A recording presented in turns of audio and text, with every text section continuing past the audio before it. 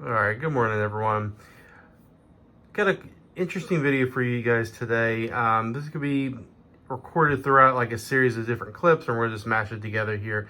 But I'm looking for just a basic, small little mini PC. One, for some testing. Two, to run a small PUMAX server on it. To run some apps and maybe a couple different distributions of Linux on it. But the goal is, I've got some chicken scratch here. So I'm trying to basically run a secondary network for some testing behind my current Unify system. So I'm gonna run this guy as a little PUMAX node, and I have a little KVM that I'm gonna either put onto this. I've got two of these as my second one. And this first is going to start out just with the unboxing. Then we're going to like how I'm going to design this chicken scratch right here into a little mini network. So it's going to be a sub network behind a current network. So it's going to be essentially double natted, but in the dev space, that's what we all do. So first of all, this is a OUMAX, OUMAX little mini PC. It has the N100 chip, so it's a 12th gen Alder Lake N100 processor, so it's a newer one. 16 gigs of RAM, 500 gig hard drive. It does have Wi-Fi 5 in it, so a little bit older, and it's got a 1 gig NIC. So I think this has it has a dual 1 gig NIC on it, but there's no videos on YouTube right now talking about this. I bought it, it was like $139. It was on sale, overnight shipping from Amazon. So I'm gonna go ahead, I'm gonna open this guy up. We're gonna take a look at it and kind of like just put some information out there. So if anybody else is interested in this very inexpensive 4-core, 4-thread N100, it's a really small box too. I mean, just a slight bit bigger than this Comet box, but okay, let me go ahead and open this up. I kind of did some pre-work by just pulling the plastic off of it, but when we open this up, you can see you have your little manual here. Great, tells you a little bit about it. We've got a little card here. This says USB supply settings. So talk about some jumpers in here. There is a power supply via USB after the device switched off. So you can wake it from sleep. Cool. So gives you a little information on that. All right, here is the unit. Before we go into that, let's see what else we got in here. We've got HDMI cable and a power cable. Very, very basic, awesome, good stuff. So throw this box over here. We don't need that anymore. And let's look at this guy.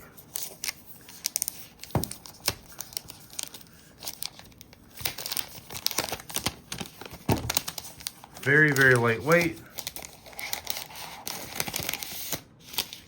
Feels like it's all plastic. Yes, it's all plastic. Okay, on the back of here, we've got some USB 3s. We got our power. So it's got an internal power supply and two HDMIs. And it looks like we've got two 1 gig LANs, because that's what the back of this box says. It says your LAN is 1000 megs. So dual 1 gig, which is awesome. So essentially, if you wanted to use this as like a pfSense router or OpenSense, you can set one as LAN and one as WAN, which is pretty cool. So that works as well. You probably also can throw a USB to RJ45 in here and run that as like your management, and use, if you want to use like an opt or a management network and still have your WAN and LAN, and actually have 3 ports on here. On the front, we've got a USB 2.0 and we've got another USB 3.0, and it looks like a combo jack and maybe a light or CMOS reset right there. Your power button, and it looks like a little LEDs. The power button is rubber.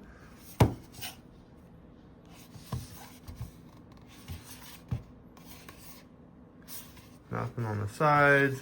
And it looks like we have some exposed screws that we don't have to rip off any rubber to take the back of it off. So, yeah, it looks pretty cool. Takes me back to old Mac Mini days. So, again, it was just gonna be a quick unboxing on this guy. There's gonna be another video linked here or something where we talk about hooking this guy up to the network, how we're designing it. And I know this is blending over with the other video, but basically this is going to be a PUMAX node. I'm using a Zima blade as my PF Sense because I can put a little 4 gig NIC or 4-port NIC on the side of it.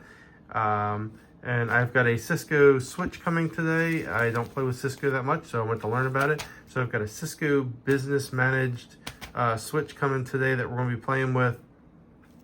And I just wrote down like, hey, here's, you know, PUMAX is gonna be this IP, and I'm gonna have 2 more VMs on here. Even though this is 4-core, 4 threads, PUMAX does a great job of over allocating resources. So I'm not gonna have to worry about these that much.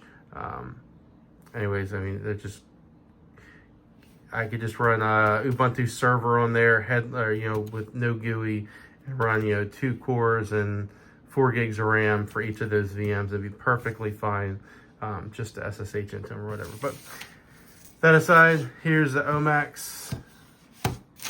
What is this called? The OUMAX N series. I don't even know the model name on this because I didn't see one.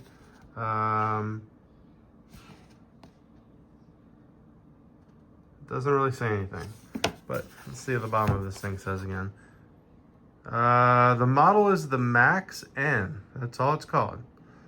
And some kind of numbers there, serial numbers or whatever, but cool. Well, there it is, guys.